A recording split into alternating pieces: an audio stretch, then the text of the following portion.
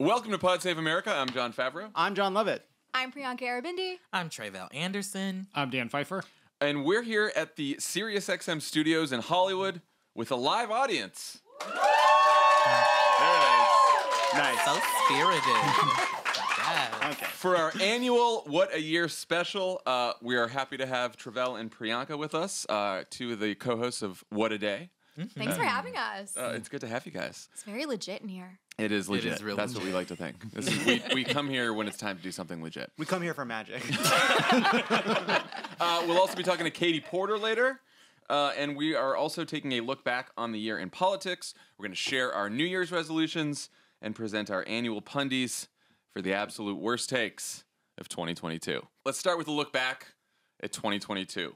Lots of news, lots of politics, lots of elections, but most of all, lots of takes. Some good, most bad. To get the conversation started, our producers have filled this box next to Dan that you cannot see because it's an audio medium with some of the hottest, most debatable, and potentially most annoying takes of the year. Each of us will take turns picking one out, at which point we'll go around and say whether we agree or disagree and why. Healthy debate is encouraged, but civility is key. Yeah, required. Yeah. Civility is required.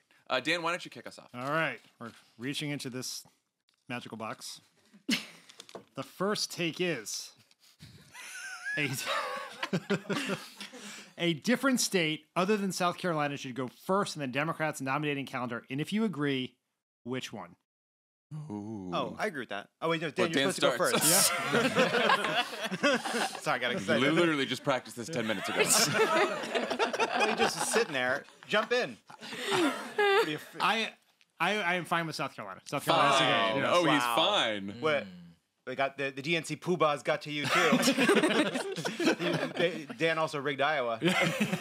Also, I'm here to announce I'm investing in an ABC affiliate in South Carolina. Yeah. That's it? You're just okay. I'm fine Anyone with else? Yeah. What does everyone else think about South Carolina? I'm not gonna lie, I don't care. Respectfully.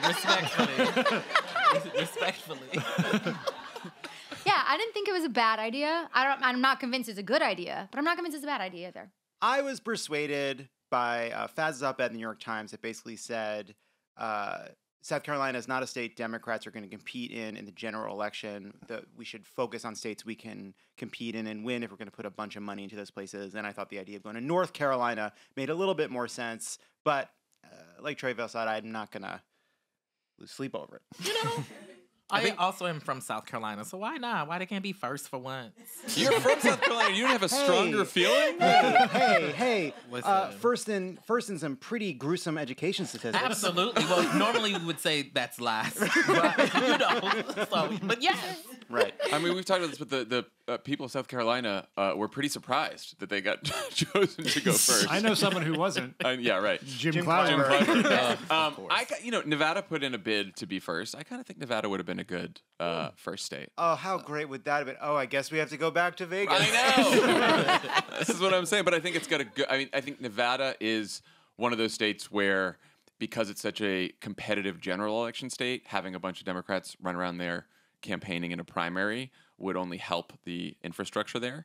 And I think you have a heavily Latino population there. You have a heavily non-college educated population there, which both voters that Democrats need in the general election. So I think there's a good argument for Nevada. The good news is we're still going to go to Nevada early. Right. Right. And it is the official crooked media position that Nevada is the most important state and the one that requires the most time and attention. From us. From us. We have a specific, we can help. We were campaigning for Dina Titus, and she was like, "Thank you so much for coming here." It's like, it's a good idea for you to be in Las Vegas because that's why we care about your race the most. And I'm still drunk, by the way, Dina. All right, that we did that one. Tre'vell, you're next. Alrighty, let's see what y'all got going on. In 2022, Democrats meddled in Republican primaries to boost MAGA candidates. It's a strategy that worked, and we should do it again in 2024. I would say that I would like people to stop playing games and to, because we ain't got to do all this complex strategy stuff. Don't be trying to, play games behind the scene because you think it's working, right? Because then what if it don't work? Right? And I would say that it didn't work. Like, there were just so many other things happening right now that were just like overpowering, and so it looks like it worked. But I don't think it worked for real, for real. I think Not high risk, high reward. Yeah, I think it worked. Yeah. I think every candidate that the Democrats meddled to elevate lost pretty big because they were fucking nuts. Yeah, I would also say when Democrats like meddle, it's like they lightly suggest Republicans vote for someone heinous, and they wholeheartedly agree. And so it's like not like Democrats are going door to door putting guns to MAGA voters' heads. Like they're pointing out that a Republican at one point accidentally did something reasonable, and all of these Republican primary voters being like, "Well, that's unacceptable to me." Yeah. So, and like the lotto, you can't win if you don't play. Yeah, I'm with you. I think it's a high risk. Like, you end up with someone really shitty if it backfires, but like very high reward. I mean, we got somebody real shitty, and we're all dealing with it. Who? Donald Trump. Yeah. Which one? Which one are you like, man, it's early in the show to go after Biden like that.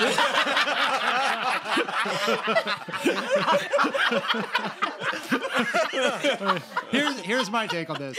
I think there is no question that the more MAGA the candidate, the more likely they are to lose. I am not persuaded that any of the meddling that we did is why these candidates won the primary. The reason they won the primaries is because Republican primary voters want MAGA candidates. And I don't know why we think this is the one time Democratic ads were super persuasive that they got these Republicans to do this.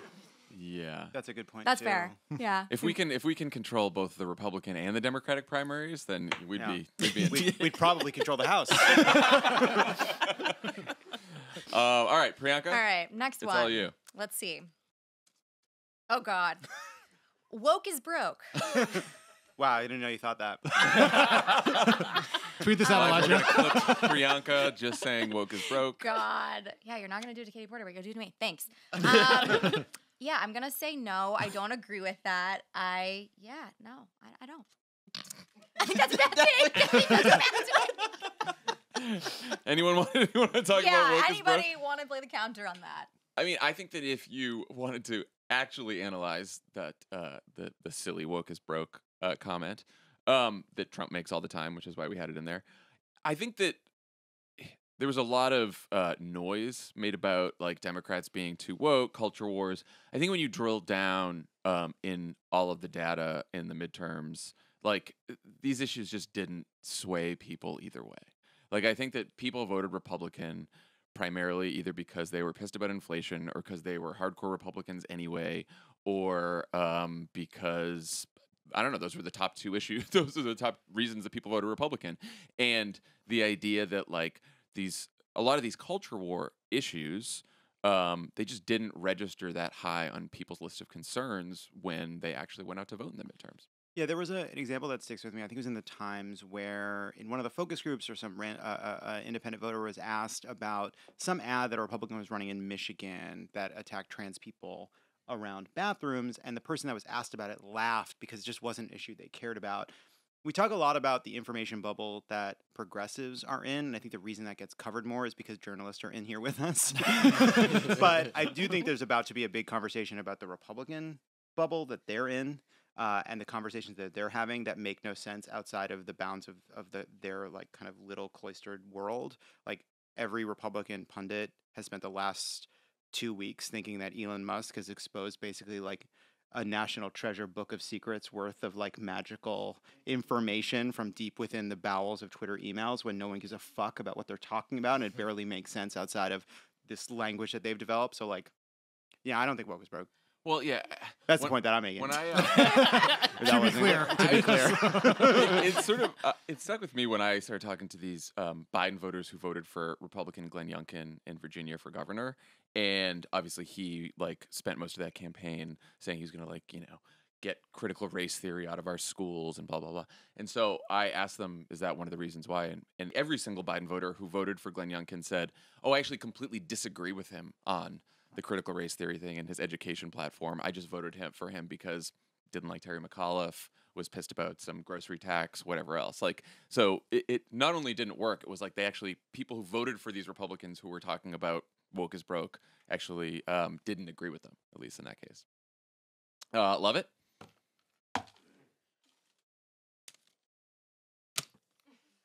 We should no longer refer to Donald Trump as the presumptive frontrunner for the 2024 Republican nomination.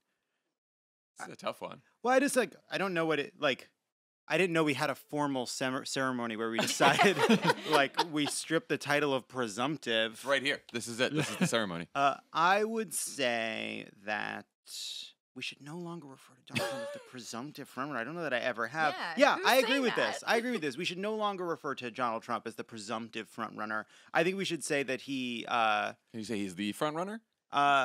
Look, I think he's in the that's just a comment. I think he's in the conversation. If you're calling him the front runner, you're presuming he's the front runner, and therefore he's a presumptive front runner. And so, Yeah, presumptive. You usually use presumptive with nominee. So, so we're getting tripped up on a word here. Yeah, let's just say. Let me start. Is he the front runner? Yes, Donald Trump remains the front runner for the Republican nomination. There's been some ebbing in the polls, but he's obviously and by the way, of course he is. The only question is whether there can be somebody that pretends to be Trump enough without the baggage that Trump has in order to defeat Trump. I do not look. We'll see what happens. There's polls out in the last couple of days that show Ron DeSantis beating Donald Trump, but let's see, 2 weeks of them having a conversation in public and Ron DeSantis' lack of personality, and we're back in the 2016 situation where everyone's like, "Oh no, it's gonna be Jeb Bush. Don't worry, these polls are stupid." Anyone think he is still the front runner? Yeah, I mean, he's not. no. He's not the front runner. No, he's the front runner. Yeah. I mean, there's two ways to look at being front runner. There is the person who leads in the polls early, which is a bad way of thinking about the front runner, because otherwise we'd have President Jeb Bush, President Joe Lieberman, President Rudy Giuliani, all those people. President Herman Cain. Yikes. Yeah. President. What's R.I.P. that? What's that one with the gay husband? Michelle Bachmann. Bachmann. Oh, I mean, husband. I said, oh my God, a husband. That married woman from Minnesota.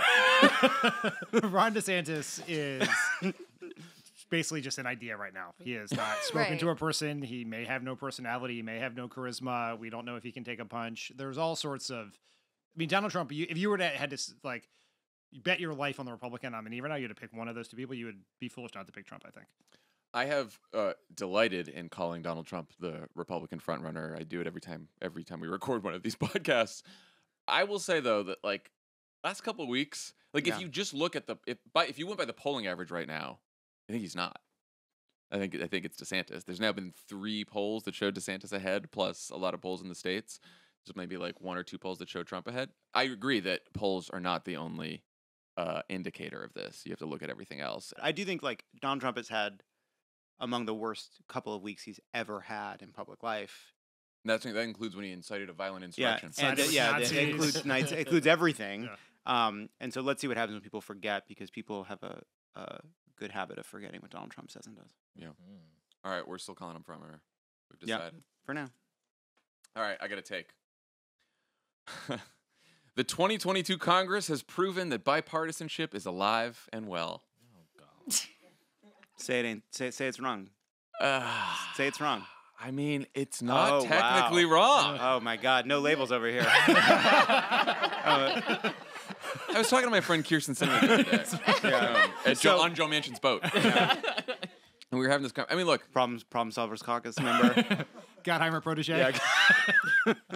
Infrastructure bill. The COVID relief bill. The gay marriage and interracial marriage protection bill that just passed last week. What else? There's a couple other ones. Electoral Count Reform Act might get done. We're recording this a little bit early, so we don't know.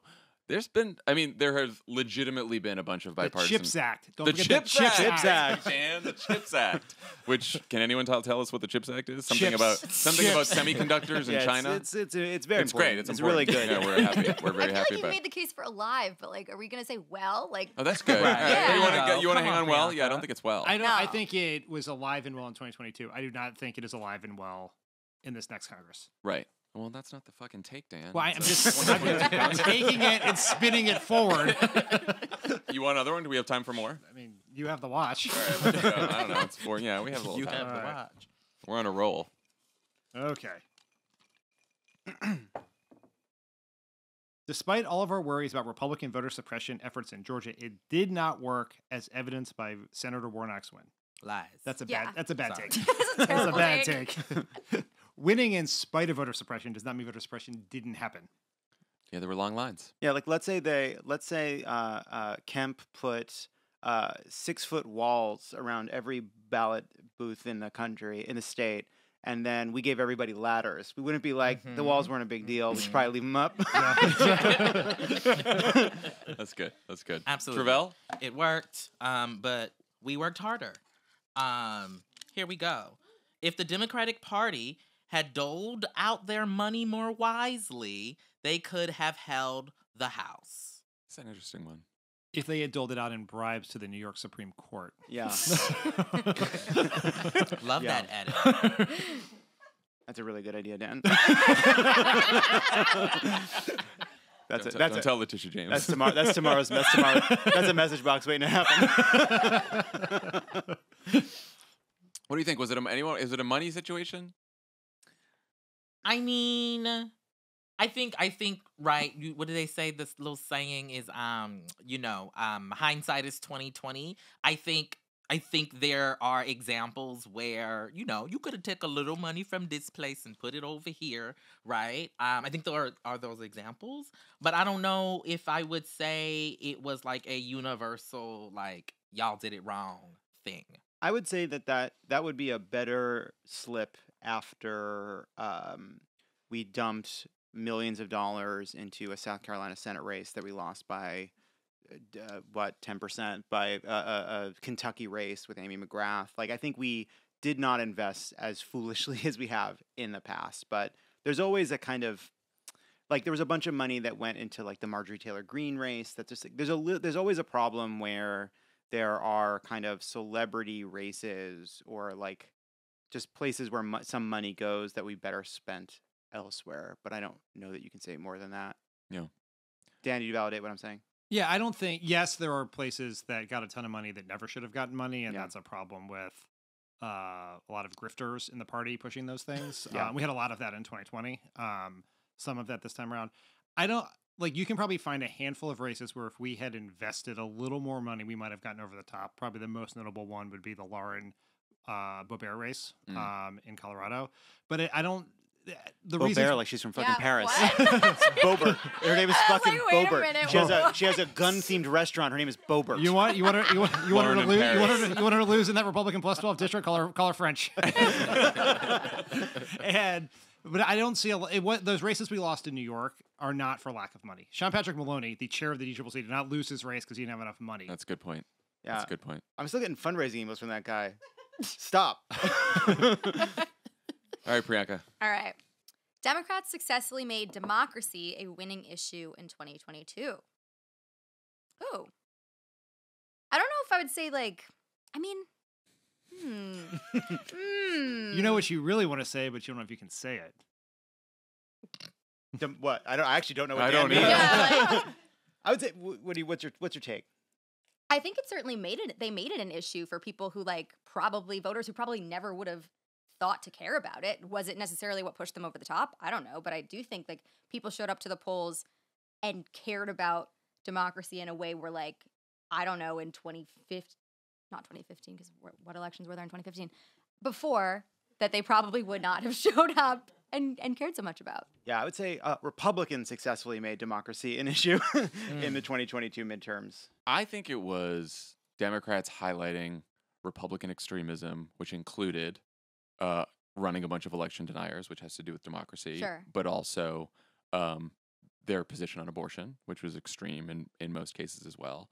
So I do think I think extremism probably was the bigger factor than sort of democracy as an abstract concept. It was a proof point. I guess also race by race though, when you're thinking of Secretary of State races, that's a much bigger issue for people who care about that. So yeah, I will. That is true. I was focusing on winning, so in those races, yes. Well, and the good point on those races is the Secretary of State candidates, where there were election deniers on the Republican side and Democrats running. The Democrats ran way ahead of even the other Democrats on the ticket. Totally. Statewide. So Yeah. it did have that. What did you think, Priyanka, wanted to say? I don't think Democrats made democracy a winning issue. I think that is a story we want to tell ourselves to make ourselves feel better, to confirm our own biases about what people should care about. Yeah. And there's very little evidence, I think, that democracy and protecting democracy drove votes. It was in almost no ads. No one candidates did not communicate it. People cared about extremism and their freedoms and the threats of these extremist candidates to their freedoms. I think there are some exceptions in the Secretary of State election overseers, because that is a very specific thing. That's sort of like someone running to be state treasurer who doesn't believe in math. Like you're gonna be able to make that case, Right? But I think there's a real danger that if we tell ourselves that that democracy is safe because there's a majority that cares about democracy as Everyone a driving heard issue. the Star Spangled Banner in their head when they went to. I think we'll be learning the wrong lessons, and we will have the wrong messages in 2024. Yeah, That's the case. I think. That's good.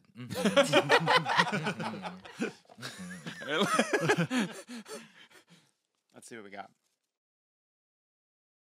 More than any other demographic group, Gen Z is the reason there was no red wave. Disagree. Sorry, Gen Z. That is not borne out by the facts. Wish it were, hope it would be, isn't the case. Now, I feel like there's an important distinction that is not being made enough. Did Gen Z help make the difference in preventing Republicans from winning some Senate races, from winning a bigger House majority? Absolutely. Is that by dint of Gen Z showing up in any kind of spectacular way? No. Is that because a lot of Gen Z did something that required nothing of them, which is getting older?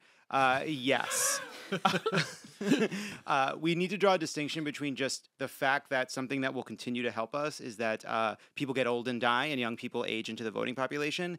And not in the same way Dan is saying we shouldn't delude ourselves into believing people voted democracy. We shouldn't delude ourselves into believing we had an incredible success with Gen Z. I'm not saying that to denigrate Gen Z. I'm saying that because we have to do a lot more work to get more of Gen Z to turn out. Because if you actually look at the numbers, what probably made the biggest difference is the fact that millennials who were became Democrats under Obama, then got like a Donald Trump booster shot. Are showing up in ways that previous generations wouldn't. I got some millennials out there. Hey, where are my millennials at? Huh? Hey, you guys see girls?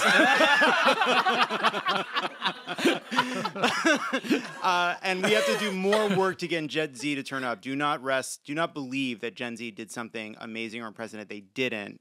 They're not showing up as much as they could. They did better than. Thank you. So 2010 and 2014. 18 to 29-year-olds, they weren't Gen Z then, but 18 to 29-year-olds in those two elections did not show up in big numbers, and the margin wasn't great. In 2018, that was the best year for 18 to 29, right? That was the best midterm in the last, 50 years.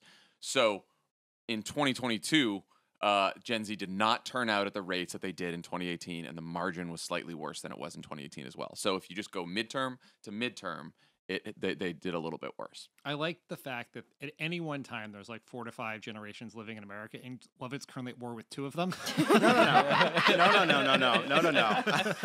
cannot do that. Don't have them go off on the Gen Xers.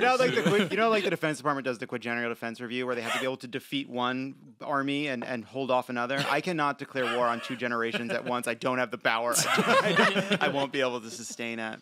All right, I'll do the last take. Did you want to say one more thing? I'll just say one thing. One more negative thing about Gen Z. I will say this.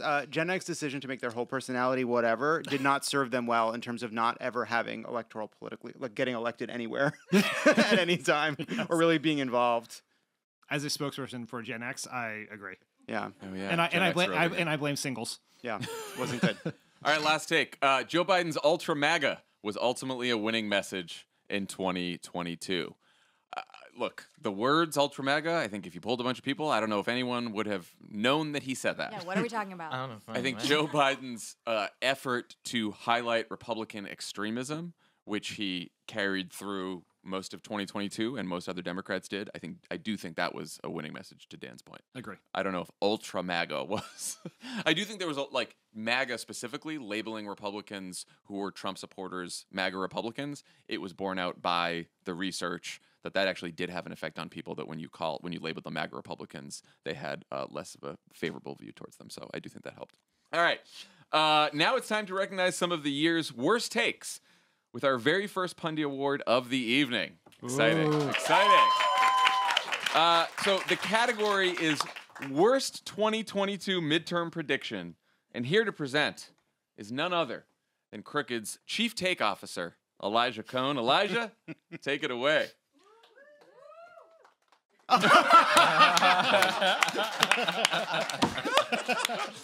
Elijah does have a tux on. For those listening at home, he did do a jump scare of wearing a tux.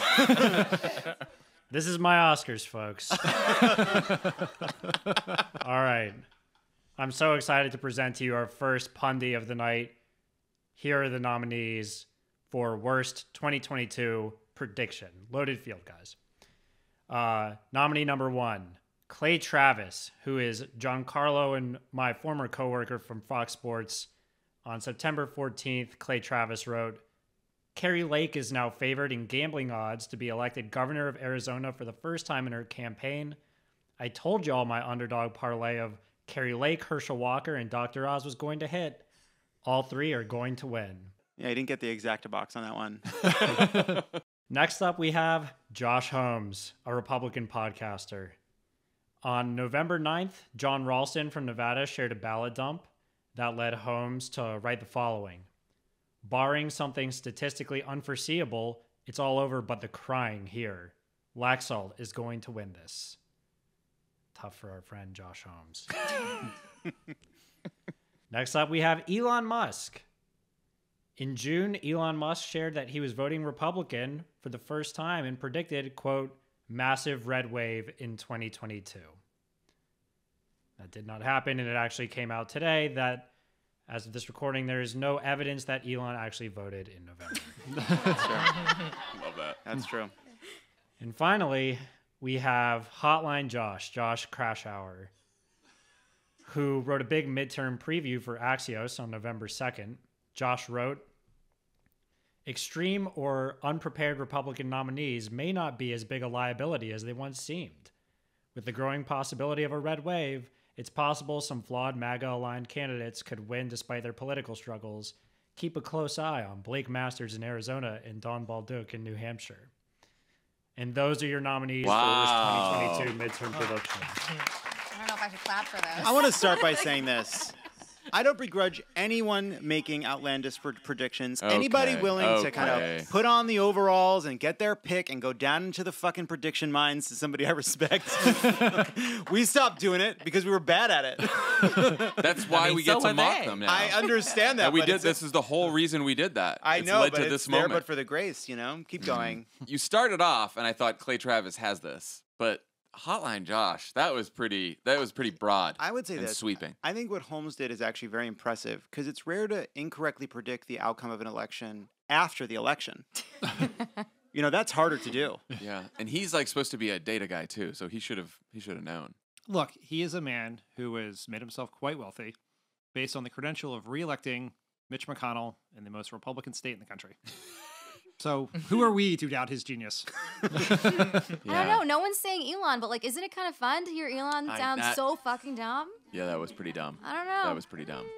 Well, One little detail about that Elon thing is on that same thread, he went on to say, I'm thinking of creating a moderate super PAC that supports candidates with centrist views from all parties. Just a fun little detail. Look, they were all wrong. They were all kind of equally wrong. Mm-hmm.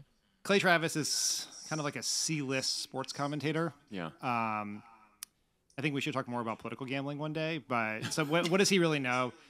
Axios Josh, or Hotline Josh, or Defunct Publication Josh, whatever it is we call him. He's really only reporting what people are telling him. And now it obviously confirms with his deeply held views that Republicans always win elections. But a lot of other reporters also said that, and Democrats, a lot of Democratic operatives and pollsters told people the same thing. Dan's zeroing in on Josh Holmes. I'm zeroing in on Josh Holmes. Sure. That's his job. His job, he gets paid Yeah. to tell people who is going to win and lose. And he He gets paid to spend super PAC money. he got all of them wrong. Because you had to pick from a plethora of Josh Holmes takes. He said the same thing about Dr. Oz. He said the same thing about Blake Masters. He said the same thing about Carrie Lake. All across the board, he was wrong. And I'm so persuaded. I think I'm a he wins persuasion the guy, as Pundy. you know. I'm persuaded. Yeah, that makes a lot of sense to me. And I just want to say that, like, that doesn't mean that Josh Holmes isn't really good at his job and should continue to be supported in his work because he's doing such a good job. Keep hiring Josh Holmes. Mm-hmm. Josh Holmes. That's our winner. I don't know if Elijah does anything. Do you have an award? No? There'll be a post-pod trophy ceremony. Thank God. Yeah, Great. email them. Okay, thank you, Elijah. All right. When we come back, we will face off in the ultimate game of 2022 trivia. The presenting sponsor of Pod Save America is Simply Safe Home Security. Here's a question. Who in politics is the biggest Grinch this holiday season? Not Donald Trump. No, he's giving people trying to give us cards. the gift of playing cards with his face on digital it. trading cards. Who's the biggest Grinch? I'd say it's the group of senators preventing us from eliminating the debt ceiling before a group of hooligans take over the budget. Mitch McConnell. Mitch McConnell. Always the Grinch. No matter what the Grinch may be plotting, you can protect your own home from intruders with Simply Safe.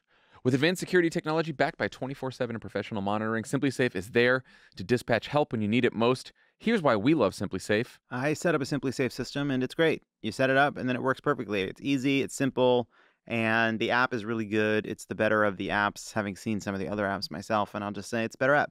Better app.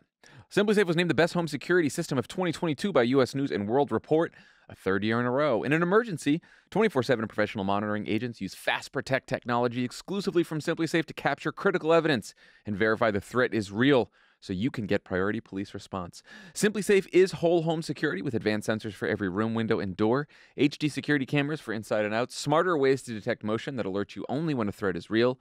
With the top-rated Simply Safe app, stay in complete control of your system anytime, anywhere. Arm or disarm, unlock for a guest, access your cameras, or adjust system settings. Customize the perfect system for your home in just a few minutes at simplysafe.com/crooked. Go today and claim a free indoor security camera plus 20% off your order with interactive monitoring. That's simplysafe.com/crooked. There's no safe like Simply Safe. Pod Save America is brought to you by MindBloom. The struggles we face with our mental health can loom large over our lives. Maybe yours, maybe someone you love.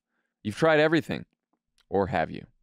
MindBloom is the solution for the next chapter in mental health and well-being. MindBloom is the leader in at-home ketamine therapy, offering a combination of science-backed medicine with clinician and guide support for people looking to improve their mental health and well-being. MindBloom connects patients to licensed psychiatric clinicians to help them achieve better outcomes with lower costs, greater convenience, and an artfully crafted experience. To begin, take MindBloom's online assessment and schedule a video consult with a licensed clinician to determine if MindBloom is right for you. If approved, you'll discuss your health history and goals for mental health treatment with your clinician to tailor your MindBloom regimen. MindBloom will send you a kit in the mail complete with medicine, treatment materials, and tips for getting the most out of your experience. After only 2 sessions, 87% of MindBloom clients reported improvements in depression and 85% reported improvements in anxiety.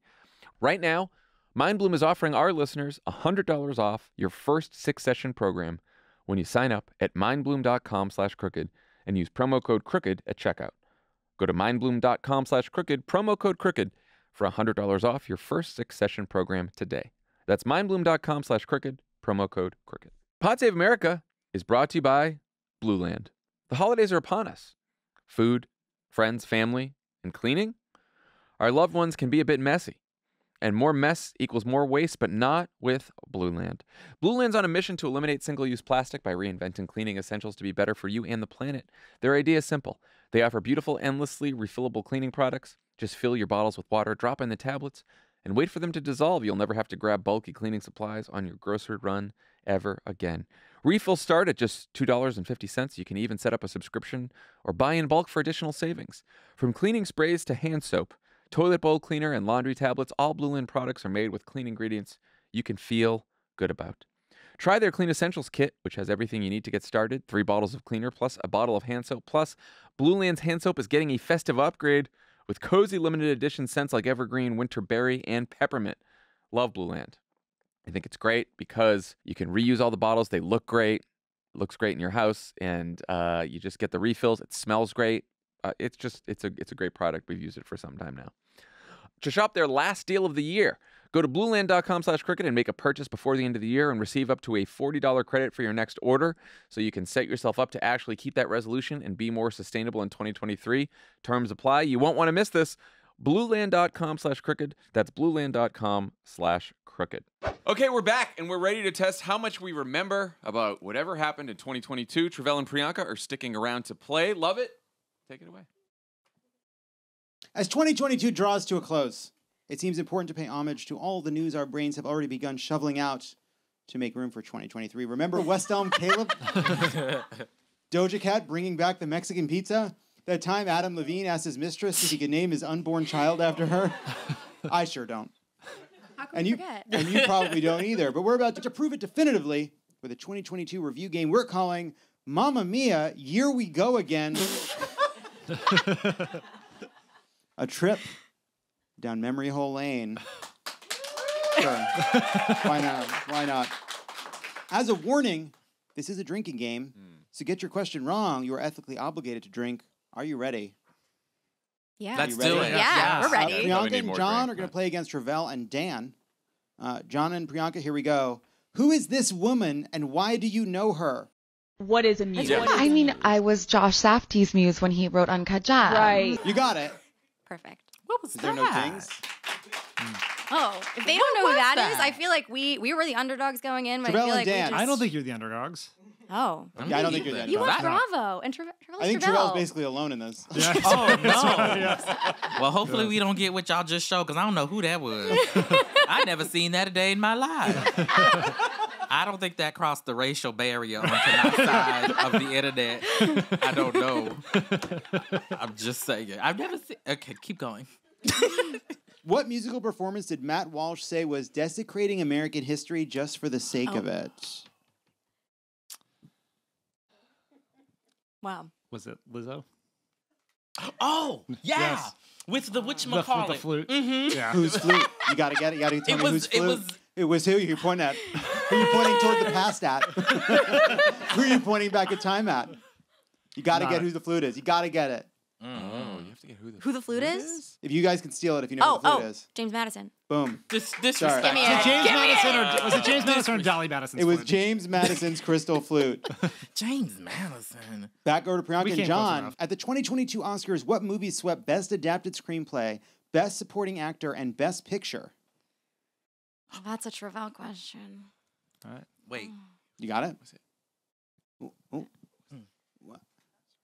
You don't have to whisper. Oh, It's- maybe. I don't know. I have no idea. What do you want to guess? What do you want to guess? You gotta give Do me you want to something. put it in? Throw it in. What was it called? Oh, it was called King Richard. Oh, was it King Richard? No. Go. It was Coda. You got it. Period. I never would have guessed that. Coda. I was gonna say Top Gun Maverick. but- That's this year. That'll be for this year. Top Gun Maverick is going to be the best picture this year. All right, Tre'vell and Dan, what was the absolutely adorable child describing in a song that went crazy on TikTok in August with the lyrics, "It's a big lump with noms. It has the juice. I can't imagine a more beautiful thing." Cone. It was. It was corn. You lost me at TikTok. Did you not know that? Did you No, not- I know I did. Dan, Wild. what? Okay, all right. I just want to understand how broken my brain is. If you knew it was corn, raise your hand. Whoa, see, But, like, if see you- what's how did you happening? That's spend if any you time on didn't, the be internet? honest. I don't. I mean, He's got a Jordan. Chipotle commercial and everything. So crazy. Ben, John and Priyanka, which one of these was not a disgusting viral TikTok food trend from 2022? Which was not a trend? Okay. A, pink sauce. B, healthy Pepsi. C, chicken and grapes. D, butterboards. Which one was not a trend? Okay, butterboards definitely were a thing. This is That a good was a cramp. thing? I think. I haven't heard of it, so okay. We'll just. Did you know the other ones? Healthy Pepsi sounds crazy, and then what was the third one? It was chicken and grapes. Chicken and grapes. It was chicken and grapes. I feel like chicken and grapes could be one. Healthy Pepsi, like who? I'm gonna need an answer. Yeah, was it yeah, pink? yeah. sa- Healthy Pepsi. Nope, that happened. What? And it was a segment on Lowly. Thanks for listening. Do you have any idea?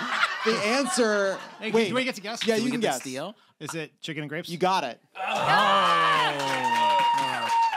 Tre'vell and Oh, Dan, no. which one of these was not an actual bit of drama that emerged from this year's eternal "Don't Worry, Darling" press cycle?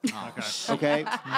Which one of these was not a bit of drama? A, Olivia Wilde allegedly made her special salad dressing for Harry Styles a clear sign of seduction that resulted in a fight with then-husband Jason Sudeikis. B, Shia LaBeouf was replaced by Harry Styles. How do you say it? He revealed the film's original twist ending that the entire movie takes place in Florence Pugh's coma dream. C. Olivia Wilde and Florence Pugh allegedly bumped heads on set over Wilde's directorial style. Or D. Harry Styles appeared to spit in Chris Pine's lap. E. Jason Sudeikis allegedly laid down in front of Olivia Wilde's car to prevent her from leaving him for, you guessed it, Harry Styles. Which one? Is all the above an option? No. Okay. One of them isn't real. Yeah, one of them seriously. isn't real. And I did drop one on the floor, so they will not be repeated. Choose a letter. I don't even remember which was which. Is it? It's not, is it the Shia LaBeouf thing? Is that real? You know, I mean, here's the thing. or is it the salad dressing? Salad dressing. The seems salad like- dressing thing sounded Real. bonkers. All right, But, you know, I'm going to lean on you because I think you will know better than I. All right, okay. These ain't my people. Let's go with the salad dressing. No. Shia LaBeouf. No. Wait, what did they guess? Oh, they were Yeah, so you can disappointed steal it. in us. We think it's the Jason Sudeikis lying in front of the car. No, that happened. Wow. It's the direction. It's the Shia LaBeouf one. Shia LaBeouf was fired, but not for telling, for not fine. telling the ending. That's Oh, Yeah, that's okay. kinda You got it. All right. I Take it thought up they with the guessed judges. That. I just heard wrong. Technicality. Yeah. I'm giving it to no one. Wow, that's tough for Jason Sudeikis. John and Priyanka, please name 3 items from Dr. Oz's crudité platter. Oh, my God. Guacamole. Guacamole. That's 1. Asparagus. That's 2. And Is it like a full-length carrot, like not Yeah, a baby I think it's carrot? a I carrot. think they had a full. You got it. Yeah. Okay. Yeah, asparagus, broccoli, carrots, pre-made guacamole, salsa, and/or tequila. Salsa. Salsa. Disgusting. Tre'vell and Dan, which of the following statements made on Twitter did not cause an unstoppable explosion of discourse and rage? A. Writers should read. B. I like drinking coffee with my husband. C. I might make my neighbors chili. Or D. All of the above. D, all the above. That's correct. They all did. Those are all things that made people upset. Choices. I mean, there's so much discourse about this. I've literally texted with Jon Favreau about all of these in the last 48 hours. I did a whole interview about an offline about this topic today. And you can all listen to that when that comes out. And we all know when offline comes out. The healthy Pepsi segment. Remember that. Tre'vell and Dan. This celebrity worm costume mulched every other Halloween costume this year. Who is this? This is a celebrity inside of that worm. Dan, Tre'vell, who is it? Let me have I it. think it's Heidi Klum. Go. Heidi Klum. You bet. Wow. Isn't that was going wild? on there? Great job. Mm-hmm. Isn't that wild? She always does the most for Halloween. That's cool. That's a really good one, though. Mm-hmm. Was it? Like, how did she even stand? Like, what do you do when you get to the party? You do the press and then you go home. All right, Priyanka, John, which one of the Try Guys cheated and was essentially exiled from society? Specifically, the part of society where he was a Try Guy. Zach, Ned? Eugene, Keith, or Ned? Ned. It was Ned. It was Ned. Ned. It was this person named Ned. Yes, I was going to say Ned. It was a That's man good. named All right. Ned. Now he's a bi guy. Like goodbye guy. Yeah, no, I know. Not bisexual. He might be, but that's not what I meant. Final question for Tre'vell and Dan. 2022 opened with the emergence of a new star, a non-binary comedian unleashed into the "and just like that" universe to bust up Miranda's marriage and ask the world, what is a comedy concert? I ask you, what is that character's name? Che. Che what? Okay, come on now. Gotta know the full name. Can I steal it? That Is it like, I don't want to, is it D? Sure. Che Diaz. correct. Ah, I have to say, I think you both all did really well. But? No, it's a tie. You both won. I'm gonna call it a tie. really? But I'm We gonna give it to definitely Tre'vell and Dan. I'm Thank gonna you give so it to much. Tre'vell and Dan. Thank you so Yes. much. Wow. Because he attacked the notion of a tie. Thank you so Attacked the much. notion of a tie. Priyanka really carried us, I will say. She did. Thank you. No, but you got me on the I ones got- that I was like, Yeah, you know. what are we talking Oh, about? Thanks for Anyway. playing. We're a good team. We're a good team. All right, it's time for our next Pundy. And to present the award for Worst Conservative Outrage, Ooh. Please welcome Crooked producer Olivia Martinez. What's up? First off, give it up for my co-producer Haley holding it down in the booth. Haley rocks. I realize we have some first-time players, I think, to the Take Appreciators. This is where we appreciate takes like fine wine, and this is our like beefed-up edition where we admire some of the best of the year. So we're picking who has the best, most artful take, and I'm here to present the nominees for this year's Worst Conservative Outrage. All right, your first nominee is Stupid Son of a Bitch. During a press conference, President Biden was caught on a hot mic calling Fox News reporter Peter Doocy a stupid son of a bitch. Although Biden called Doocy personally to apologize and Doocy himself was not offended, that did not stop conservative media from clutching their pearls. Meghan McCain tweeted, "This is no better than how the Trump administration treated the press, and it's gross." Does anyone remember what Tucker Carlson said about this? No. He called Biden a nasty old man. Any reactions to that? Most of that sentence is hard to argue with.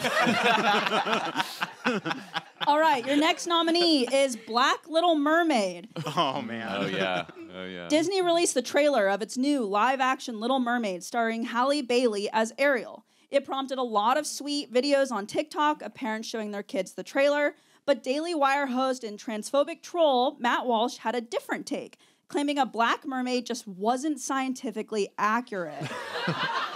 Wow. Here's his full quote. "With The Little Mermaid, can we just mention that from a scientific perspective, it doesn't make a lot of sense to have someone with darker skin who lives deep in the ocean.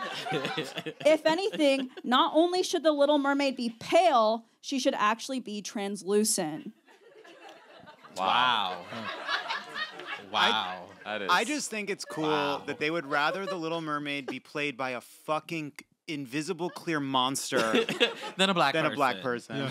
A lot of people reminded him that black fish exist in the ocean. Like, scientifically, it is very accurate. I have to say, I don't. Tough for you to get to that point. I just think that, like, if you're on Twitter tweeting "Stop erasing blackfish," you've already lost. Guilty. All right. In a sense. Your next nominee is litter boxes in schools. Oh yeah. During a random yeah. October luncheon with voters, Representative Lauren Beauvais randomly claimed that teachers are putting litter boxes in schools for people who identify as cats. Scott Jensen, who ran for governor of Minnesota and lost, added that litter boxes were for kids who, quote, identify as a furry. These claims were echoed by over 20 Republican candidates or elected officials this year, with many calling it a growing crisis, and it even reached an episode of Joe Rogan with Tulsi Gabbard. However, an NBC investigation found that every accused school was not, in fact, providing litter boxes to little furries. Any reaction? That's a fun couple of calls that reporter had to make. It's a lot like what my job is here. All right, your final nominee is Drag Queen Story Hour. The Republican campaign against the LGBTQ community took a turn this year when videos of all-age drag queen story hours went viral, prompting Florida Governor Ron DeSantis to call it child endangerment and 5 Proud Boys to storm a story hour in San Lorenzo, California. Carrie Lake and Libs of TikTok also claim that drag queens groom children, but do you want to know the kicker? Does anyone remember the kicker to the story? I'm afraid. A drag queen came forward to say she performed at Carrie Lake's house for her birthday party and there were children present. I forgot about that. Those are your 4 nominees for the best moments of conservative outrage this year. Who won? I want to say a couple things. One, Olivia, you delivered that brilliantly. Wonderful. Like, just perfectly. Thank you. 2, I think we should take a video recording of what you just said and put it in a time capsule to completely understand this era in American politics. The first couple are silly and dispensed with. I feel like we have to split out the ongoing effort to attack drag shows, because I feel like that doesn't have the essence of the pundy, which is for outrageous thing that can be like tamped down, because it's just bigotry. It's just pure, bigotry. dangerous bigotry. Yeah. Well, I was gonna say, if you're going with pure impact and like how big of a deal it is that this conservative outrage was so bad, you definitely go with the drag queen story. But if we're judging this on the pure ridiculousness of the take, Yeah. I have to go with Black Little Mermaid just because that. I mean, there's nothing more ridiculous than that. for sure. If we are appreciating the take in the vein of Take Appreciator, Right. then it's got to be Black Little Mermaid. I think it has to be Black. All right, we have consensus. Yeah. Shout out to Black Little Mermaid. Yeah, I agree with All that. right, Black Little Mermaid. Good stuff. Thanks, Olivia. Thank you, Olivia. And thank you, Tre'vell and Priyanka, for joining us. When we come back, we'll talk to Congresswoman Katie Porter. Joining us now is one of my favorite members of Congress, even though she's made it quite clear that her favorite Parrot Save America host is not me. The newly reelected representative from California's 47th District, Katie Porter. So you're a progressive who just won one of the country's most competitive House races for the third time in a row, this time by just 9,000 votes out of more than 250,000 votes cast. What lessons did you learn from this last campaign? What worked? What didn't? What surprised you? Well, I think the most important lesson is that you have to do the work. You can have a lot of money, you can have a lot of good ideas, but you have to build the team and do the work on the ground. You have to knock the doors. You have to have the conversations. You have to be present in your community. I think one of our biggest challenges in this race was that 70% of the voters were new. I don't currently represent them.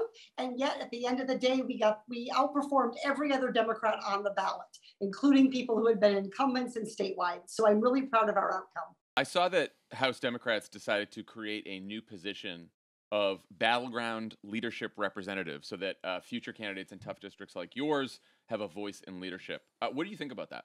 It's a terrific idea. I supported it. We elected Abigail Spanberger, my colleague from Virginia, to serve in that role. I think it's really, really important. We need to hear from the entirety of the Democratic caucus. And let's face it, being a candidate in a competitive district takes a lot of time. I just explained, you got to do the work. That means you have to, connect with the community. You have to fundraise. You have to do the things about being a candidate. What this means is you don't always get included or invited to be at the leadership table about what bills we're bringing to the floor, about what issues we're prioritizing. Yet that's exactly the people who are on the front lines, who are having these conversations. We know exactly what the American people need, what they want, what's going to take for us to deliver for them and win future elections. I like the idea that the battleground representative at these meetings shows up and everybody else is in like suits and ties and fancy clothes, and the battleground representative is just like bleeding from the covered in dirt. Eye black. You're like, you don't know what it's fucking like out there. Well, if you know Abigail Spanberger, that's pretty much her vibe. I'm all there for it. I am ride or die with Abigail Spanberger. She was in the CIA. She is a trained killer, and I think that we need some of that perspective in Washington. Look, when Congress takes a district work period and people go home, if you're in a battleground seat like me, you are on the next plane out of Washington, and the very next, even sometimes the same day, the next day, you're out, you're in your community, you're connecting with people, you're learning about businesses, you're shaking hands, you're listening, you're teaching. And some of our other colleagues don't. They stay in Washington. They don't have competitive races. And we see this right now with our committee chairs. The typical person who's a committee chair in the Democratic caucus is 73 years old and won their district by 36 points. 36 points. And so those are the people who are drafting the bills and making decisions about what issues get heard, what hearings get held, what bills get moved on the floor. We need the voices of the entire caucus, including those of us in tough battleground seats. Well, let me ask you, there's been this debate about like why did Democrats do better than expected in these midterms? Was it Republican extremism? Was it Dobbs? Was it democracy? You were in a battleground district. Yes, and yes. You thought all of the above? All those things played a role. But let's be clear, we overperformed in some areas where we've traditionally had challenges. And I think that things like Dobbs and extremism were a big part of that. In some states, particularly blue states, New York, California being two prime examples, we underperformed. And so I think some of that reflects that we need to make sure that we have messages that work in every part and pocket of the country where we're running. And so I talked every single day on my campaign about inflation and about the economy, because it was on my mind as a parent, as a resident of Orange County, as a Californian. it was on my mind every time I walked into the grocery store or drove past a gas station. And I know it's on the mind of voters too. So I'm really proud of what we accomplished, but I also think there are lessons to learn about what we need to accomplish going forward. Democrats deliver on the economy. It's true. It's statistically, it's demonstrably true. So we should be talking about that at every single opportunity, helping people understand that we not only stand for their civil rights, we also stand for economic prosperity and abundance. Do you think Democrats did not talk enough about their accomplishments in the 2022 Congress? You know, we always go back and forth about this. Like, we should talk more, we should toot our own horn, we should talk more about our accomplishments. I don't think it's a quantity problem. I think it's a quality problem. I'll just be honest. It doesn't do any good to put out tweets to your 37 followers about that you were one of 219 people to vote on a bill. That's not going to motivate anybody. I think it's finding an authentic voice in your community and for yourself where people are going to connect with you. When I told voters I wasn't going to take any bullshit from any big corporation that was cheating them, I had the credibility of my actions in Congress year after year behind that. And so I think it's the exact same thing when you hear someone like Alyssa Slotkin say that she understands the risk that our nation faces from foreign adversaries. You know, she's been there, she's done the work, she's done tours in Iraq, she understands that, and she's doing the work every day in Congress to keep our country safe. So I don't think it's talk about it more. I think it's talk about it in a way that is really genuine and effective and hits the biggest possible audience. Given Elon Musk's interesting behavior over the last few months, that has been a reminder of how impactful these big social media platforms are and how lightly regulated they are. The fact that Republicans are going to control Congress next month means that the odds of sort of a progressive, aggressive legislative response to that is highly unlikely. Are there things you think the Biden administration could do to bring more scrutiny and more regulation to these social media platforms? Absolutely. Look, we have treated for too long, we have treated these platforms as untouchable. And they're not. They're just companies. That's all they are. They're companies. They're just like any other company. And they're existing in a marketplace. In this case, it's not a marketplace for products, it's a marketplace for information. And if they are doing harm in a marketplace by disseminating false information, then we have the ability and the need to regulate them. And I think we've actually seen, I would argue, I agree with you about Democrats and Republicans, excuse me, about how they're going to handle this. But to be clear, I don't think Democrats have really stepped up to the plate on this either. Hatred, Democrats talk a lot about how we stand against hatred. We stand with the LGBTQ plus community. We stand up for civil rights. That's where hatred spread today. It spread online. And you can't fight hatred. You can't fight anti-Semitism if you're not willing to push on regulating social media platforms to do better. Today, I had a hearing about attacks on the LGBTQ plus community, and we learned that calling someone a groomer, an LGBTQ person a groomer or a pedophile, violates Twitter's content policy. And yet, the Human Rights Campaign found over 500 of these posts that had over 72 million views.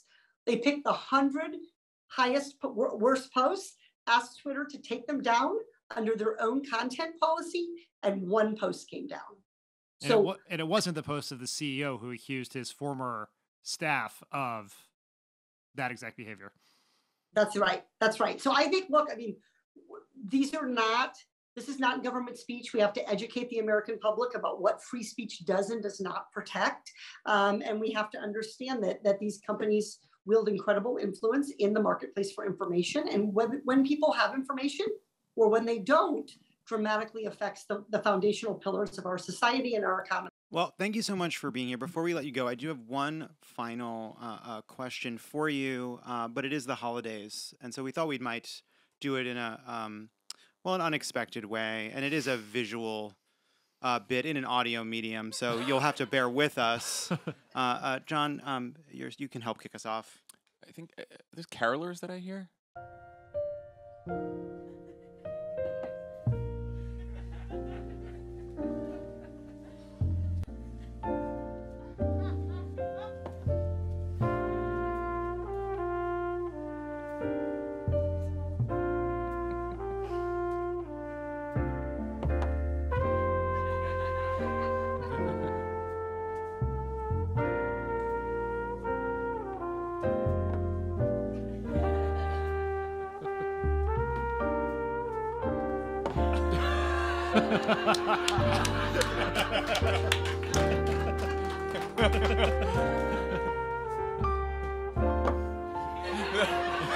Give her a chance. Give her a chance to Wait, respond. are you?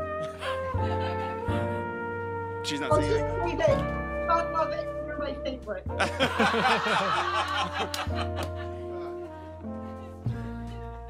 Oh no.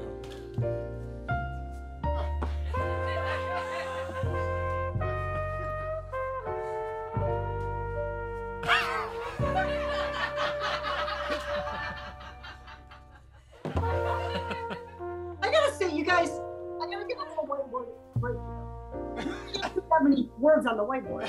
That's what People can't read that fast. really. No, there's a couple more. It's gonna work in video. It's fine. It's fine. All right. Anyway, before we let you go, please rank these movies. You've Got Mail, Notting Hill, and Love Actually. There is a correct answer. I think Love Actually. I'm sorry, that's incorrect. The correct order is Love Actually at number 3, followed by You Got Mail. Number 1 is Notting Hill. It is the number 1, unfortunately, but that's okay. That's okay. Congresswoman Katie Porter, thank you so much for being here. Thank you. We really enjoy what's likely to be your last interview on this podcast. You guys, I am as red as my dress. It's not easy to embarrass, but you guys have managed it. Nice. So We did it. congratulations. Perfect. We did it, everybody. You Thank- punked the whiteboard master. Yeah. Thank you Thank so you, much for guys. joining us. Thank you. Happy New Year. All right, before we head to break, it's time for our next pundy. This is worst take by a Pod Save America host. Wow. We're making our head producer, Andy Gardner-Bernstein, present this one because we know it will make her deeply uncomfortable. Yep. Andy, take it away. Yes, I drew the short straw. And so I'm going to be reading back some of your takes. And we're going to start with Dan. It's exciting. Stand by it. And I would just like to point out that Elijah is the one who picked these. Sure. Okay. Sure. It's That's not not me. what Elijah says. Yeah, safely in North Carolina. On July 19th, Dan wrote in a message box post, Ooh. Wow. "Of course I knew Joe Manchin would once again torpedo the last best chance at climate legislation." Joe Manchin then threw that back in Dan's face and immediately signed on to the IRA. So my plan worked. Nice. And Elijah's note on this is, quote, "Look, Dan went on a heater this year. This was the best we could find. We went through every tweet and every message box. He was cautious in his political analysis, adequately depressed about his sports teams, and self-deprecating about his pop culture habits. Enjoy it while it lasts, Dan." Wow. Thank you, Elijah. Wow, we left no openings. We're so fucked. You made it really hard. This one was tough for us. Okay. Yeah. Next one. I podcast like nobody's watching. So. Yeah. Oh, you just wait. Okay. So next one is Jon Favreau. On November 1st, Jon wrote, quote, "I'm tweeting about this absolute nonsense against my better judgment because I'm seeing it rub off on way too many smart people." This was in response to a Will Stancil thread about how Democrats weren't going on defense enough in the final days of the election. Jon disagreed and wrote, "Most Democratic ads and speeches are currently about GOP extremism and abortion. But the next day, President Biden went out and gave a speech condemning GOP extremism, a complete coincidence that happened to validate Will Stancil's point and ultimately forced Jon to re-engage with his own thread." Wow. My take is great. Wow. He hates how that was framed. Biden and Stancil versus Favreau. I said most ads were about GOP extremism. That's But- correct. But once again, the producers realized that this was a bit of a stretch. But we looked. So this is a segment where Dan and John were right all year, and now you're gonna fucking kick the shit out of me? All right, go to the next one. Look, Tommy's not here. Tommy's not here. I hope we got a Tommy take. On to Lovett. We identified a few. Yeah. Great. Let's go out with it. We've got Lovett saying that making coffee at home is weird. We have I just found out people do that. We have Lovett saying that LA has the best bagels. That's true. I defend that. Oh. We have Lovett saying he wanted to fuck Madison Cawthorn a few times, I'm told. No, I said it a few times. I figure I could just get it out of my system.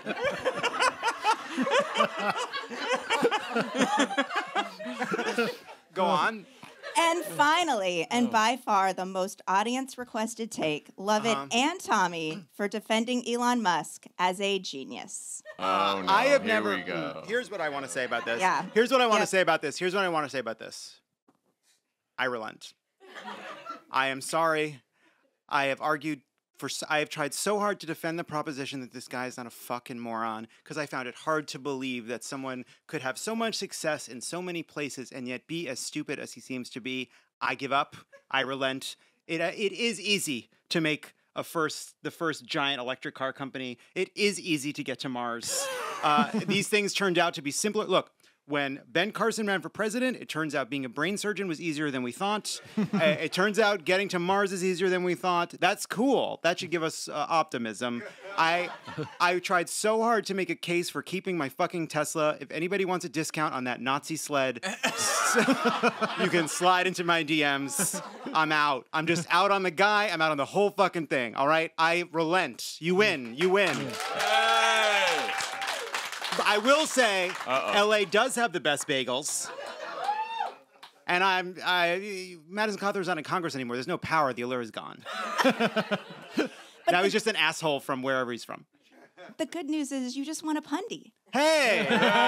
When we come back, congratulations, by the way. Thank you. Okay. When we come back, we will share our 2023 New Year's resolutions. Pod Save America is brought to you by the ACLU. When people's rights are under attack, the ACLU shows up in the courts, in the streets, and in the halls of power. This year, the ACLU community has been working tirelessly for civil liberties across the country, from fighting to secure abortion rights in Michigan to helping protect the right to vote in Georgia and Pennsylvania, defending trans youth and their families from political attacks in Arkansas and Texas, blocking censorship in Florida's college classrooms, and so much more. All this critical work is made possible by millions of dedicated ACLU members. Join them by donating at aclu.org/crooked. Donate by December 31st, and your gift will be matched dollar for dollar, doubling your impact. The ACLU has shown up for over 100 years to defend everyone's civil rights and liberties, and they will continue to show up when it matters most and every day after that. So join the fight by becoming an ACLU member. Donate today at aclu.org/crooked. Pod Save America is brought to you by Magic Spoon. Talk about the blandness of adult cereal. Ugh, who wants it? Adult cereal. It just tastes like you're eating cardboard. Tastes like cardboard. Until you try Magic Spoon. Magic Spoon has replicated your favorite childhood cereals to taste good, but each serving contains 0 grams of sugar, 13 to 14 grams of protein, and 4 to 5 net grams of carbs. Honey nut flavor does contain 1 gram of sugar. Just wanted to be honest with y'all. It's a keto-friendly, gluten-free, grain-free, soy-free way to relive those moments watching your favorite cartoons. It seems impossible that it's anything with all that it isn't. But you'll be amazed at what it is. You know what it is? It's only 140 calories a serving. Cool. It's almost like there's magic in every spoonful. Magic in every... Something that they asked me to say. In every spoonful. With over 8 unique flavors, you won't get bored of feeling good with Magic Spoon. You won't get bored of feeling good. I love the peanut butter. I'm peanut butter all the time. I can't get enough. That's my choice. That's my life. If you disagree with Lovett, and why would you? We also have cocoa, fruity, frosted, blueberry muffin, maple waffle, honey nut, cookies and cream, and cinnamon roll.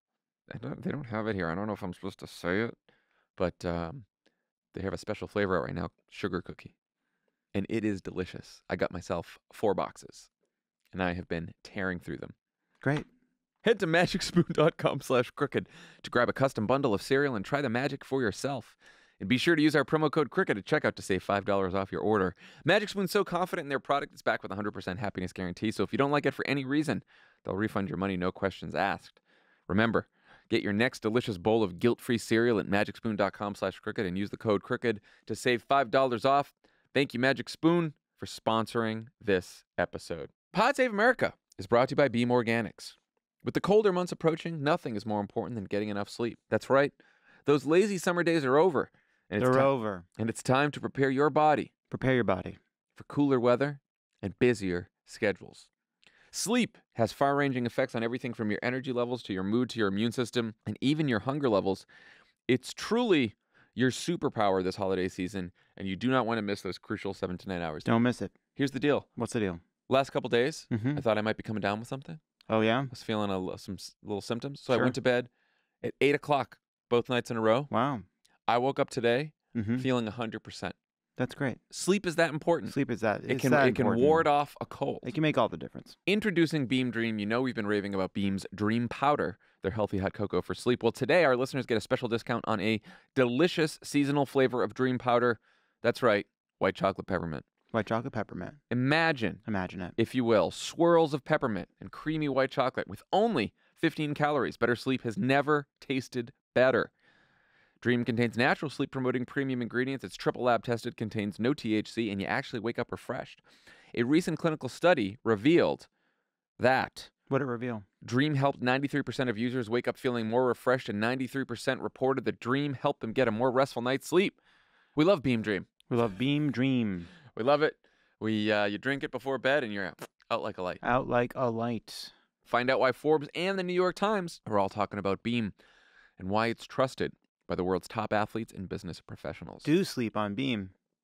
Yeah, right. That's good. Sure. I like that. If you want to try Beam's best-selling white chocolate peppermint Dream Powder, it's only available for a limited time, so be sure to grab some before it runs out. Get up to 40% off when you go to shopbeam.com/crooked and use code Cricket at checkout. That's shopbeam.com/crooked and use code Cricket for up to 40% off. Pod Save America is sponsored by BetterHelp. This holiday season, do something for a special person in your life. You. You. Love it, snickered. Give yourself a gift to raise your spirits and not just for the day. The holidays can be a really tough time between managing family dynamics, racing from thing to thing, and braving the cold and dark weather. It's normal to feel down. Having someone to talk to about how you're feeling and what you can do about it is truly a gift. Look, therapy's great. You've heard us talk about the benefits of therapy many times. From our own experience. From our own experience as a couple of what? Therapy boys. Don't we sound well-adjusted? Don't we sound fantastic? Don't we sound even-keeled? As the world's largest therapy service, BetterHelp has matched 3 million people with professionally licensed and vetted therapists, 100% online, plus it's affordable. Just fill out a brief questionnaire to match with a therapist. If things aren't clicking, you can easily switch to a new therapist anytime. It couldn't be simpler. No waiting rooms, no traffic, no endless searching for the right therapist. Learn more and save 10% off your first month at betterhelp.com/PSA. That's BetterHelp, HELP.com/PSA. All right, we're back, and it's time at last for our New Year's resolutions. To kick things off, we asked some of our colleagues at Crooked for their resolutions. Take a listen. I'm Caroline, senior producer at Crooked, and my 2023 resolution is to be less vain. Now, it is still 2022, which is why I'm wearing my sunglasses, because I'm not wearing makeup, and I'm not ready for you all to see what lies beneath, which is full gremlin. Also, if I'm being super honest, it's to drink less, but again, we are still in 2022, so gonna keep being vain, gonna keep drinking. Hi everyone, this is Yasmin Hamadi from Dare We Say, and my 2023 New Year's resolution, also that's so weird that it's 2023, is probably going to be committing to the work that I want to do. So I have so many dreams, I have so many ideas, and I put them down on paper, but I don't ever really execute it. I think for 2023, I'm going to say, frick it, just do it, and don't look back. So yeah, Happy New Year's.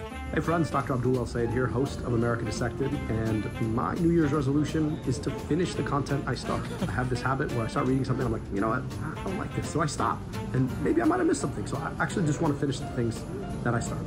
My 2023 New Year's resolution is to defeat Jon Favreau in 2 Takes and a Fake. Jon is certainly a worthy opponent. He knows his takes, but iron sharpens iron, and I resolve to be better next year. I will also accept defeating Jon on aggregate in the case that he goes 2-1 in several rounds, but then goes 0-3 on a couple of rounds, which is a mathematical possibility.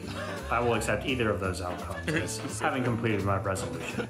My resolution this year is very easy. I am going to learn line dancing.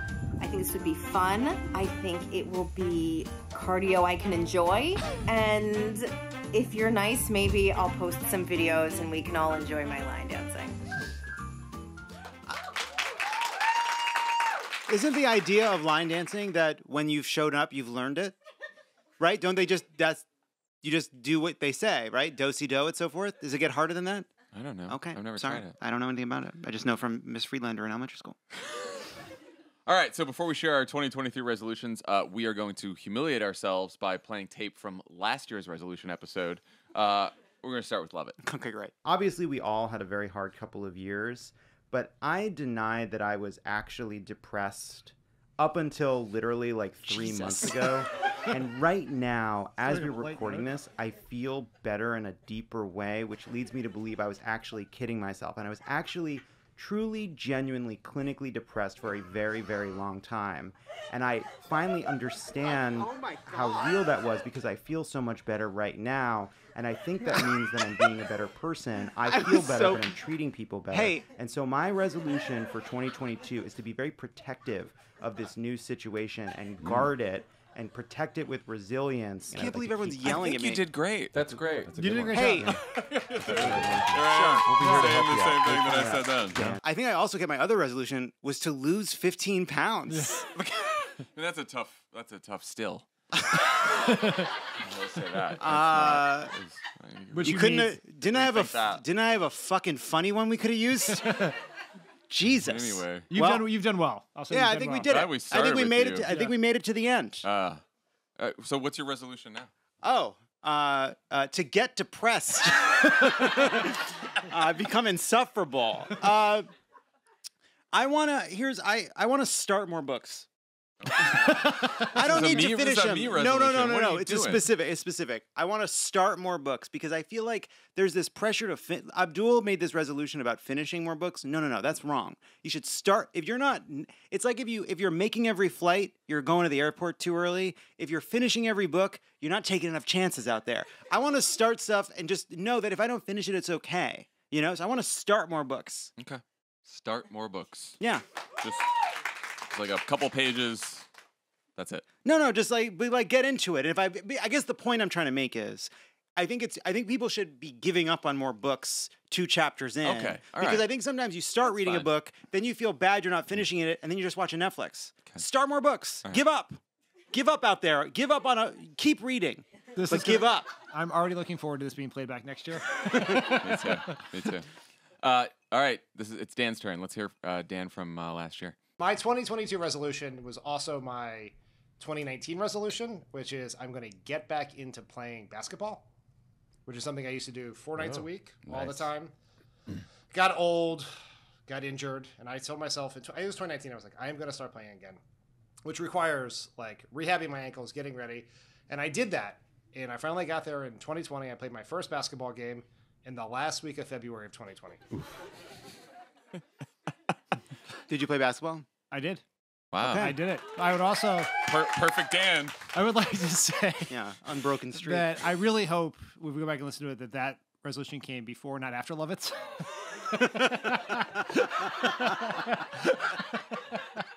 I want to lead a fulfilling life. I want to play basketball. Dan, you got one for 2023? In 2023, my resolution is to not mail in the New Year's resolution section of this podcast, which I do every year. Yeah, we really do come up with them in real time. Okay, well, that's it, huh? That's it. Well, you know what? The playback next year is not going to be as weird. Yeah. That's it. All right, here's mine. My resolution this year was going to be to get the fuck out of Los Angeles because I have left this city twice in the past 2 years because of this pandemic. And so in 2022, I am getting out of here and I'm going other places. After nearly 2 years of a pandemic and a year and a half of being a parent, I feel like my friendships and relationships have atrophied a bit. Yeah, I feel that for me. I don't even know you see anymore. I see No, you two every don't day. even. You guys are the exception. And Dan I don't see in person, but What have you been doing? feel pretty close. There's a lot of other friends and family members that I just have not spent a lot of time actually interacting with that I would like to do in 2022. And if that applies to you, Tweet at text him. Yeah. Text me to say hi, and I may reply.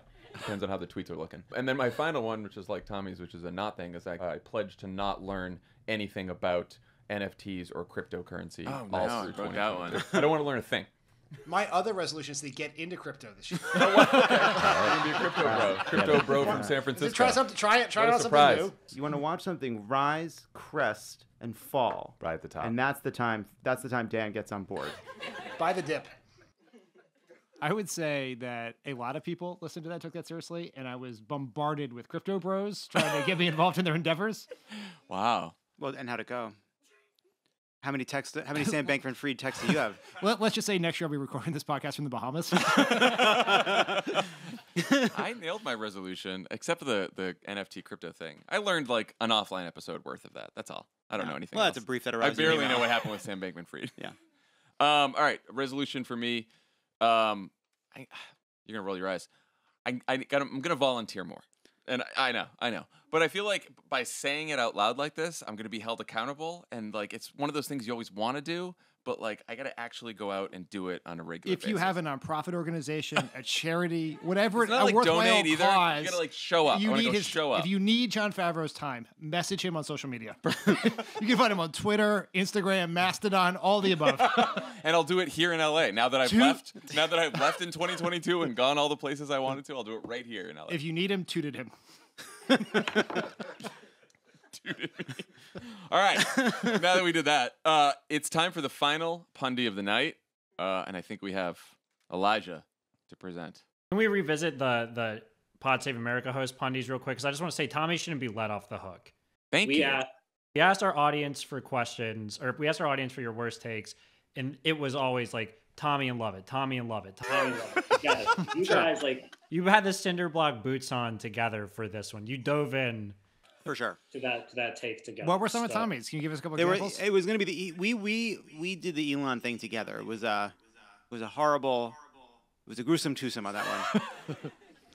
It was the overwhelming submitted thing too. So runaway. Congratulations. Apparently, there's been several emails to the Hey account about it. I keep being told. No one shows me them, but I find out about it. We're getting some blowback at the Hey Crooked account. Okay. And on that note, let's move on to the overall worst take of the years. I am shaking with excitement. We can tell. We can see. Heavy hitters only. These are the pure breeds. Big names, major news events. Let's go through in chronological order. First up, first nominee for worst take of the year, Donald Trump. In the days right before and right after Russia's invasion of Ukraine, Donald Trump lavished praise on Vladimir Putin, calling him savvy, a genius, and saying that Putin is playing Joe Biden like a drum. The war thus far has not gone Putin's way. Any thoughts on that before we move on? I mean, it's... Yeah, I think you hit it. You got it. Yeah. That was a bad take. All right. Next up, Mark Thiessen. This flew under the radar when it came out. I was so excited when I found it. Mark Thiessen wrote a piece titled, "Watch Out, Democrats. The abortion ruling may help Republicans."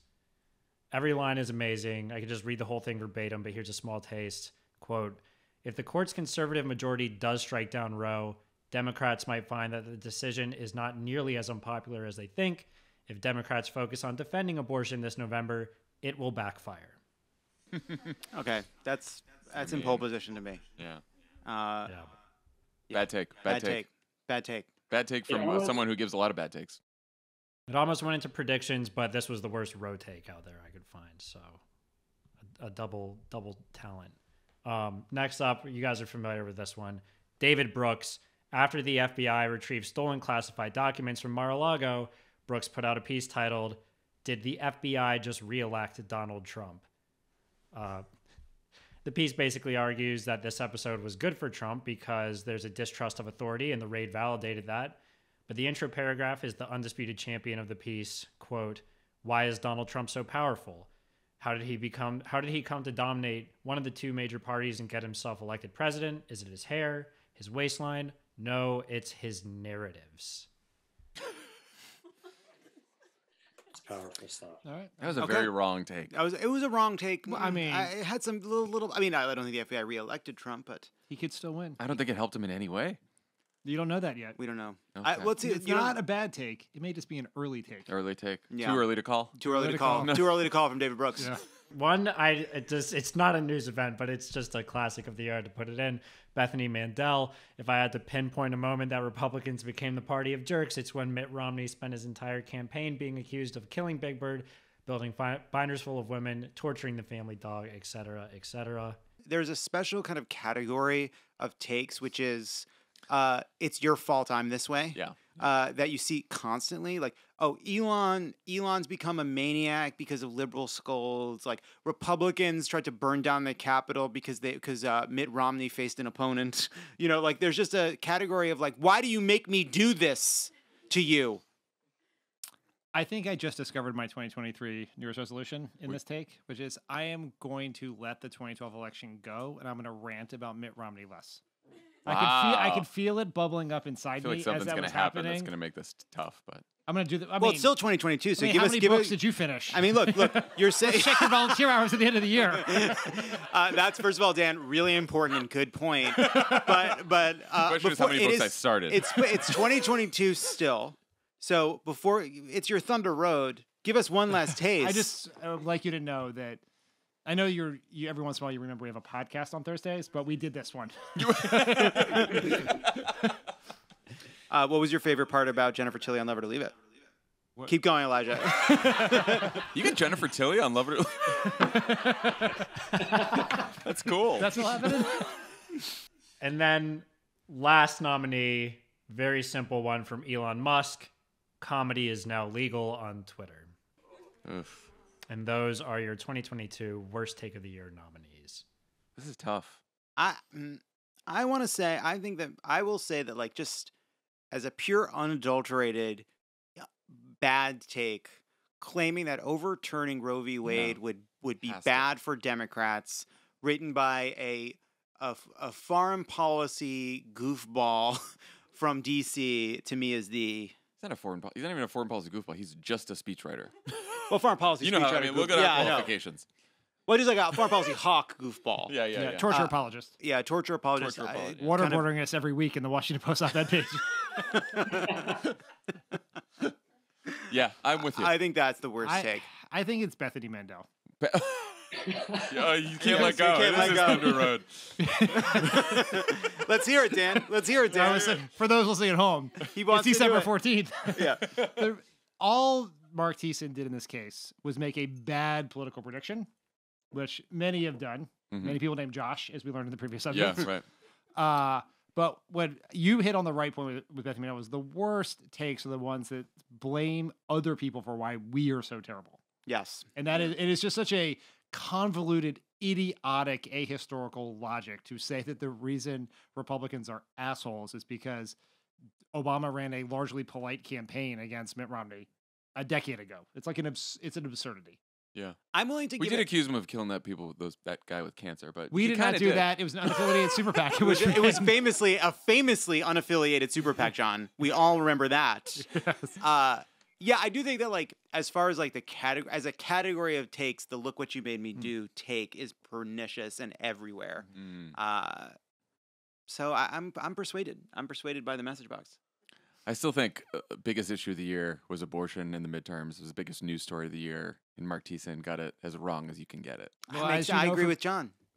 The thing that's right. I'll say about Thiessen, not put my thumb on the scale here, but I wasn't just using some flowery language here when I said every line in that piece is a banger. Like, all right, banger. Give us another sentence. Oh, it just goes how the trappings of Republicans, are on the right side of history on this issue, and they're closer to the hearts of Americans than most people realize. And then all the, crap that's unscientific. And it really just depends on what scale we're judging this on. If it's like just a bad, incorrect take, Mark Thiessen wins it. If it is, we are appreciating the take. You're right. You know. All right. Let's call this fucking thing.